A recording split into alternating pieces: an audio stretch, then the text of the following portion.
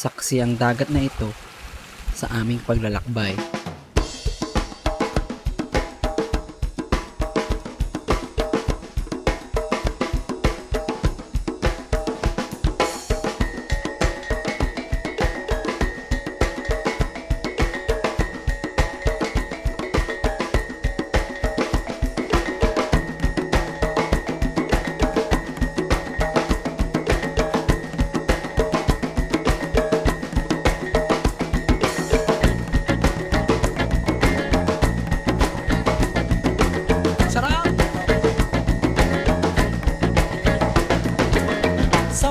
Sawang-sawa na sa daga at waba ng sistema. Pinaasa wala namang resulta. Kaya tuloy. Hi, I'm Adley. Come on. Hindi pa tumitilak ang mga manok, pero handang-handa na kami sa pag-alis patungo sa aking probinsya. Baray kasi hindi ko pinayagan ni Ermats eh. Bro, yun no?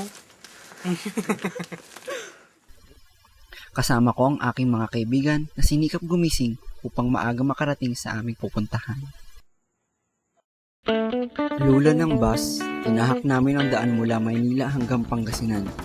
Sa biyaheng ito, aabutin ka ng 5 hanggang 6 na oras na paglalakbay, kaya sinamantala ko nang kumuha ng mga larawan.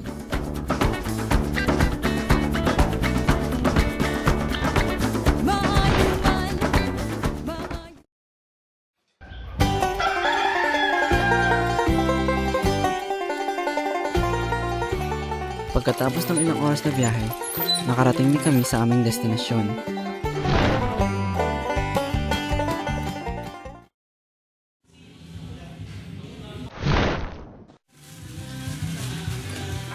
Sila ang mga kaibigan kong sumama at nakarating dito sa Pangasinan.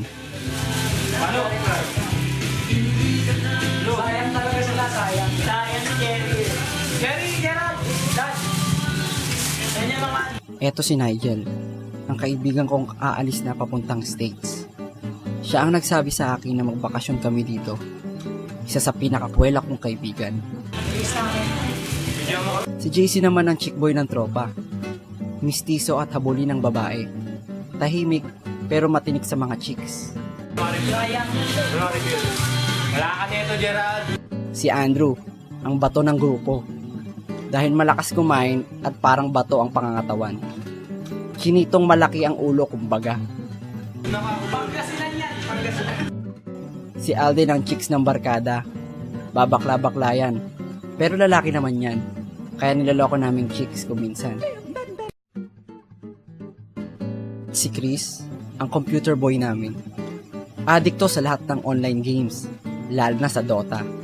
Kaya kuminsan nainis ako dito dahil hindi ako makarelate sa kanya kapag nagbabanggit siya ng Dota. Pero love ko yan. Makakalimutan ko ba ipakilala ang sarili ko?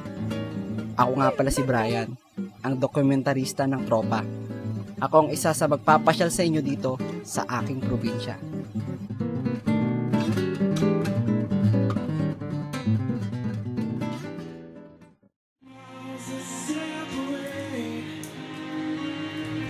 Dahil kagagaling lang namin sa mahabang biyahe, tumambay muna kami sa kwarto upang magpahinga ng konti.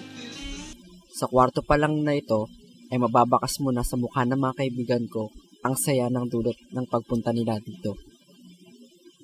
Mamaya-maya ay mamamasyal kami upang sulitin ang bakasyon.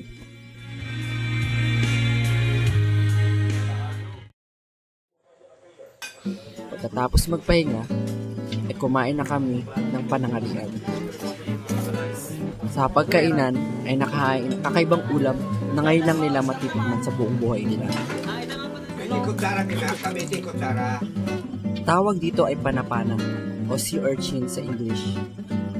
Nakukuha ito sa dagat at masakit pag tumusok sa balat. Sarain mo. Bilog. Ay, ito na. Yung yellow lang, yung yellow. Yellow. Sige. Tikman mo. Kasama itim mo. Sige, hindi mo kiwitin. Itim yung tinatanggal na. Yellow. Dagat yan ha. Okay? Okay? Sarap, matamis. Masarap ang sea urchin pero dahan-dahan lang sa pagkain dahil nakaka-high blood din ito. Sampon. Mukhang ayaw nang tumigil ni Nigel sa pagkain ng panapana. Sarap ba yan, Jel? Sarap sobra.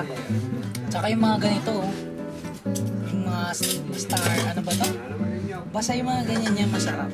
Kasi hindi mo talaga may experience to sa Manila. Kaya yung mga sumama, yung mga hindi sumama dyan. Dan, Val, tsaka Jerry, sorry. Pero kami nag-enjoy kami. Eh, si Chris kaya? It's a very fun. It's a lot of fun.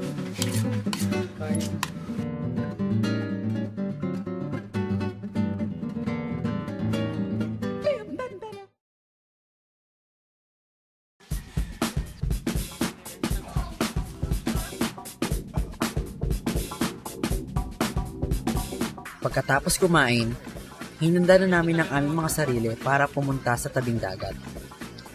Ang bawat isa ay handa na ang mga paa para sa isang paglalakbay. Pero bago kami umalis, ipapakilala ko muna sa inyo ang aming magiging tourist guide. Siya si Papang, ang lolo kong kwela. Napaka-entertaining nito sa mga bisita at minsan may pagkamakulit. Pero napaka-cool niyan. Siyempre di ko makakalimutan ipakilala sa inyo ang isa ko pang lolo na siya nagpatuloy sa amin sa malapalasyo niyang bahay. Siya si Amang Angking, isa rin sa pinaka-cool kong lolo. Hospitable at sobrang down to earth, kaya di matatawanan ng kanyang kabaitan.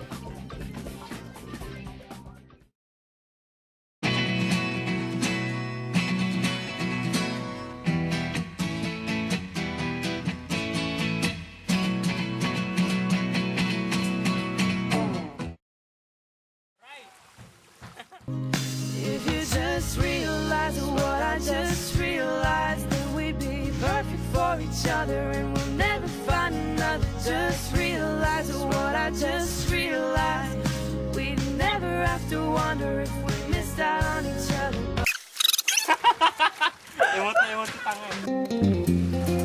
Tanghali na at mataas na ang sikat ng araw. Pero di namin ito pinansin dahil sa tuwa at saya ng adventure na mararanasan ng aking mga kaibigan. Punong-puno na excitement ang adventure na ito. Mahaba man ang lakaran, pero di namin pinansin ang pagod.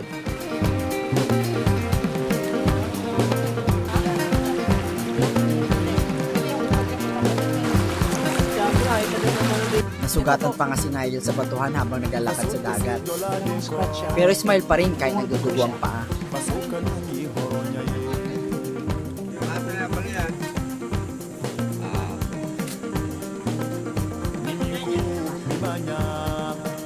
Ano yan? Okay ka ba?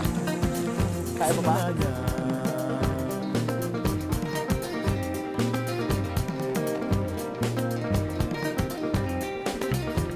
Sa paglalakad namin ay napadaan kami sa court ng Barangay Victoria.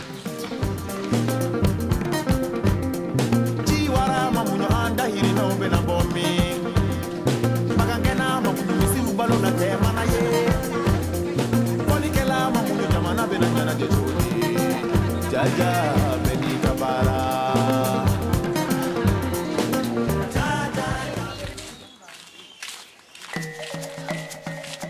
Matapos dumaan sa court, nagpatuloy ulit kami sa paglalakad.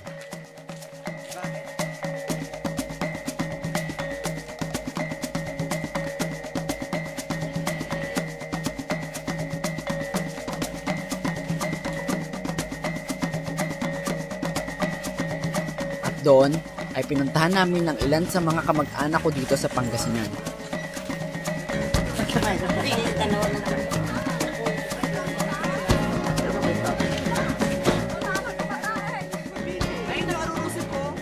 Sa pagdaan namin yon, ay di inaasang makakatikim na naman sila ng pagkain ngayon lang ulit nila matitikman. Ito ay isang halamang dagat na kung tawagin ay sapsapuyot. Maski ako ay ngayon ko lang ito matitikman, kaya isa-isa naming sinubukan kainin ang tinatawag nilang sapsapuyot. Mukhang nagustuhan na naman nila ang pagkain na tikman nila. Matapos ng pagbisita, ay pinagpatuloy namin ulit ang aming paglalakad. Sa paglalakad ay nadaanan namin ng isa kong lola na si Inang Kiseng, na naabutan namin naglalaro ng bingo na kasama ang kanyang mga apo. Simple lang ang pamumuhay sa baryo na to,